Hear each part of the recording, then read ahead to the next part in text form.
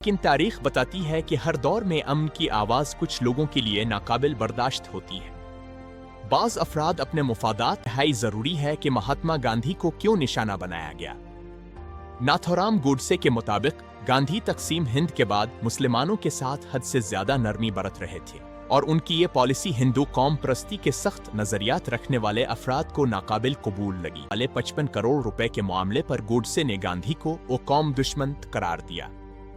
गोडसे का ये मौक़िफ़ था कि गांधी की ये नरम पॉलिसी हिंदुस्तान की खुद मुख्तारी और हिंदू कौम की सलामती के खिलाफ थी। 1947 की तकसीम सिर्फ सरहदों की तकसीम नहीं थी। ये महज जोग्राफियाई हदबंदी का मसला नहीं था, बल्कि एक नफ्सियाती ज़लज़ला था जिसने इंसानी ज़हन और रूह को हिलाकर रख दिया।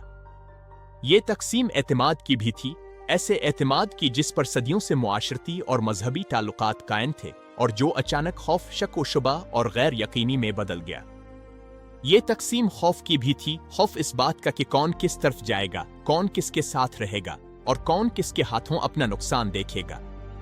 लाखों लोग मारे गए और करोड़ों बेघर होकर अपने घरों, जमीनों और जिंदगियों से दर्द और सकी खुशबू थी।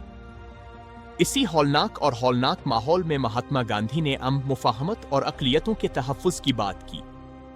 उन्होंने अपने तकरीरों और अमल के जरिए ये पैगाम दिया कि तशद्दुद और इंतकाम के रास्ते से आगे सिर्फ तबाही है और मिल जल कर रहने में ही मुल्क का मुस्तकबिल है।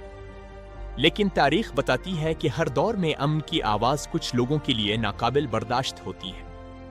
बाज़ अफराद अपने मुफादात, गांधी की अमन की कोशिशें उनकी अपनी जिंदगी के लिए खतरे का बाइस बन गईं और उसका मुजाहरा इस अलमनाक वाक़ये से होता है जिसने एक अजीम रहनुमा को छीन लिया।